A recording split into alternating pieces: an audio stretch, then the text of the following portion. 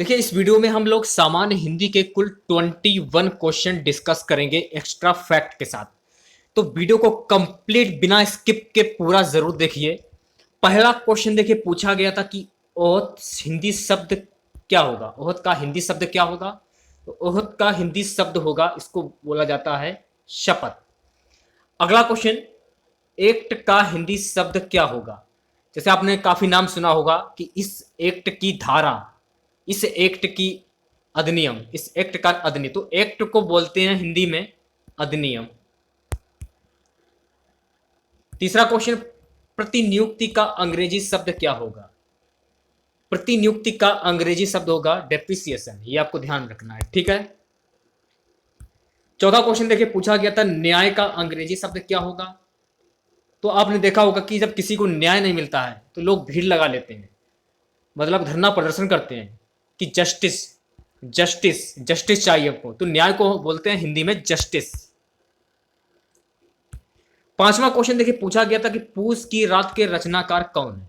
तो पूस की रात के रचनाकार हैं मुंशी प्रेमचंद। पूस की अंधेरी रात, आकाश पर तारे ठिठुरते हुए मालूम होते हैं। हल्कू अपने खेत के किनारे उख के पत्तों की छतरी के नीचे बांस के खटोले पर अपनी पुरानी गाड़े की चादर ओढ़े पड़ा कांप रहा था।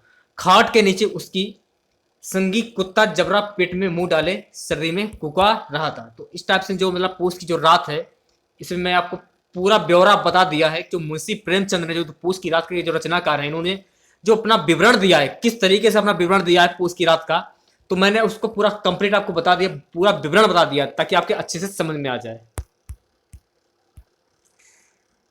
छठा क्वेश्चन, अश्रु का तद्भव शब्द क्या होगा? तो अश्रु का तद्भव शब्द होता है आंसू। तो तद्भव शब्द होता, तो देखिए तद्भव शब्द का शाब्दिक अर्थ होता है उससे उत्पन्न। ये आपको ध्यान रखना है, तद्भव शब्द का शाब्दिक अर्थ होता है उससे उत्पन्न।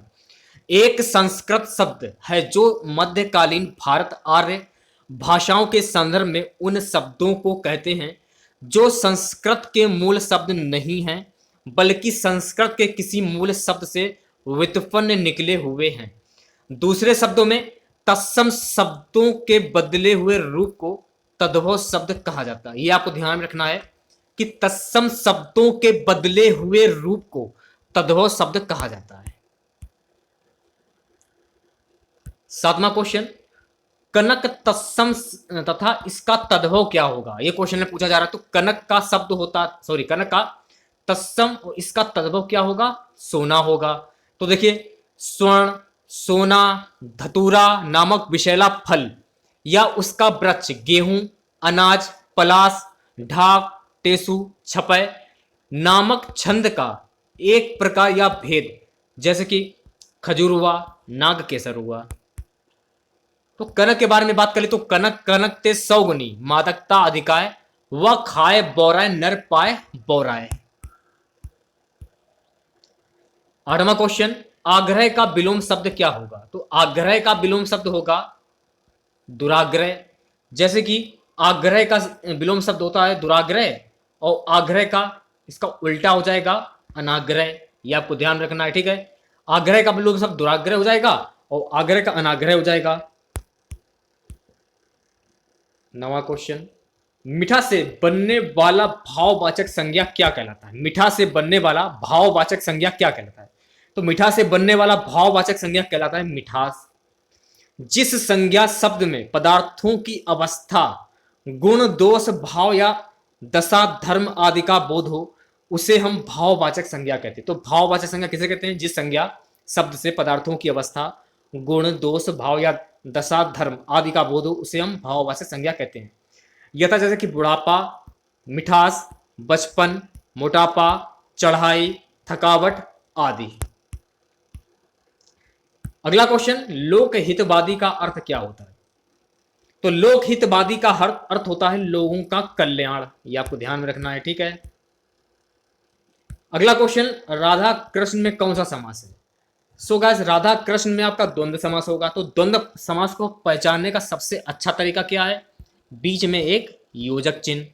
द्वंद्व समास की परिभाषा समझ लीजिए, जिस समस्त पदों के दोनों पद प्रधान हो तथा विग्रह करने पर अथवा, या, एवं लगता हो, वहां पर आपका द्वंद्व समास कहलाता है। तो इस प्रकार से भी समझ सकते हैं और योजक चिन्ह से भी आप समझ सकते हैं। ठीक है। 12वां क्वेश्चन, कुल का बोलते हैं समग्र हो जाएगा और कुल का वंश भी हो जाएगा। तो दोनों टाइप से आप समझ सकते हैं। तो ये क्वेश्चन पूछा गया था। 13वां क्वेश्चन देखिए पूछा गया था कि रामचरितमानस में किस देवता का वर्णन है। तो रामचरितमानस में जो राम है, भगवान राम का वर्णन है। भारतीय संस्कृति में रामचरितमानस एक विशेष स्थान रखता है। रामचरितमानस की रचना किसने की थी? गोस्वामी तुलसीदास।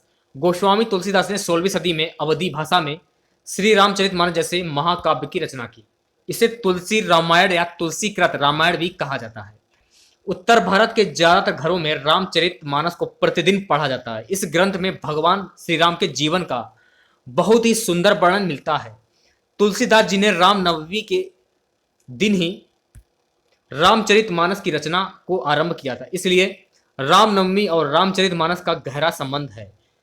लेकिन क्या आपको पता है कि भगवान शिव के आदेश पर तुलसीदास जी ने रामचरितमानस की रचना की थी? तो इस क्वेश्चन से आप लोगों को इतनी जानकारी प्राप्त हो जाती है। 14वां क्वेश्चन पूछा गया था कौन सा शब्द शुद्ध है? तो कवित्री पूछा गया था। 4 ऑप्शन आपके सामने थे उसमें पेपर में। तो कवित्री तो इस प्रकार से लिखा जाएगा। ठीक है। 15वां क्वेश्चन, शिवालय में कौन सी संधि है? तो शिवालय में दीर्घ संधि होगी। तो शिवालय की संधि क्या होगी? शिवाधन आलय, जैसे कि आपने किया शिवा। देखिए मैं आपको करके बता रहा हूं। ठीक है। धन आलय। ठीक है। बड़ा आ प्लस आलय, बड़ा आ। तो बड़ा आ प्लस बड़ा क्या हो जाएगा? बराबर छोटा आ। छोटा आ बन गया तो इसमें आपकी दीर्घ संधि हो जाएगी। अब दीर्घ संधि की परिभाषा देख लीजिए। जब दो शब्दों की संधि करते हुए छोटा आ बड़ा के साथ बड़ा छोटा आ बड़ा हो तो आ बड़ा आ बनता है। जैसे कि छोटा आ प्लस छोटा आ बराबर बड़ा आ बन जाएगा। अगर बड़ा आ प्लस बड़ा आ बन जाए तो यह बन जाएगा छोटा आ। ठीक है। तो उसी प्रकार से इसमें समझाया गया है कि बड़ा आ बनता है जब छोटी ई बड़ी ई के साथ होता है तो छोटी ई बड़ी हो तो को ई बनता है। जब छोटा ऊ बड़ा ऊ के साथ छोटा ऊ बड़ा ऊ हो तो बड़ा ऊ बनता है। इस संधि को हम हस्व संधि भी कह सकते हैं। जैसे पुस्तक धन आलय, पुस्तकालय बनता है। यहां छोटा आ बड़ा मिलकर बड़ा आ बनाते हैं। ठीक है। नेक्स्ट क्वेश्चन, अनुज विलोम शब्द का क्या होगा? अनुज का विलोम शब्द क्या होगा? तो अनुज का विलोम शब्द होता है अग्रज। ये आपको ध्यान रखना है। ठीक है। अगला क्वेश्चन देखिए पूछा गया था ज्यादा बोलने वाला। तो ज्यादा जो बोलता है उसको बोलते हैं वाचाल। देखिए सबसे ज्यादा बोलने वाले व्यक्ति के लिए हिंदी में एक शब्द है वाचाल। और वाचाल का अर्थ होता है अधिक बोलने वाला, कम बोलने वाला। यह क्वेश्चन पूछा गया था कम बोलने वाला। तो जो कम बोलता उसको बोलते हैं मितभाषी।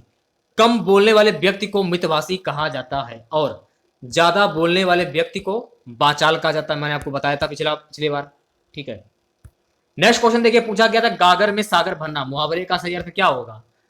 तो देखिए गागर में सागर भरना मुहावरे का सही अर्थ होता है थोड़ा शब्द में अधिक बात कहना, ताकि वो लोगों की समझ में आ जाए। जैसे कि कोई ज्यादा बोल रहा है उसकी बात समझ में आ ही नहीं रही है और एक दूसरा व्यक्ति है वो कम बोल रहा है लेकिन उसकी बात एक बार में ही समझ में आ रही है। गागर में सागर भरना मुहावरे का सही अर्थ होता है थोड़े शब्दों में बड़ी बात कहना। अगर ऐसे शब्द कोई कहता है कि जिसे सुनने में बहुत ही छोटा लगे, पर जब उसका अर्थ निकाला जाता है तब हमें पता चलता है कि इसने इन लाइन या एक शब्द में ही बहुत कुछ समझा दिया है, इसे कहते हैं गागर में सागर भरना। अगला क्वेश्चन देखिए पूछा गया था स्वत में कौन सा सर्वनाम है? तो स्वत में आपका हो जाएगा निजवाचक सर्वनाम। कौन सा सही है? सांप्रदायिक, आध्यात्मिक। ये क्वेश्चन पूछा गया था। तो गाइस आज के वीडियो में बस इतना ही। ये तो इतने आपके 21 कुल सामान्य हिंदी के क्वेश्चन जो कि आपके बिहार एसआई मेंस में जो आपका एग्जाम हुआ था आज की डेट में, यानी कि 29 नवंबर 2020 में कुल 21 क्वेश्चन सामान्य हिंदी के मैंने डिस्कस किए आपके सामने एक्स्ट्रा फैक्ट के साथ। सभी क्वेश्चन के मैंने आपको अच्छी तरीके से समझाया है। वीडियो अच्छा लगा तो वीडियो को ईमानदारी के साथ लाइक कर दीजिए, शेयर कर दीजिए। चैनल पर पहली बार विजिट कर रहे हैं तो चैनल को सब्सक्राइब कर लें। पास ही में आपके बेल आइकन होगा उसको भी दबा लें। इससे आने वाली नई वीडियो की नोटिफिकेशन आप सभी लोगों तक आसानी से पहुंच जाएगी। तो मिलते हैं नेक्स्ट वीडियो के साथ। जय हिंद, जय भारत।